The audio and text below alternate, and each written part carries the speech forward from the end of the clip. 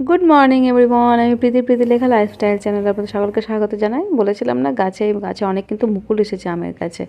বাপনের জন্য একটু রান্না করে দিয়েছিলাম ভাত। তারপর আমি বাপন খাওয়া দাওয়া করে বার হলে 1 কাপ চা নেওয়ার পর এই লবণ আর হলুদের কোটোতে শেষ হয়ে গেছিলো, তার জন্য ওটা আমি ধুয়ে নিলাম।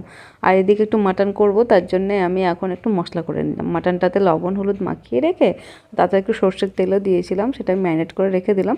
মাটন খুব একটা আমি পছন্দ করি না, ওটা বাপনের খুব প্রিয় খাবার।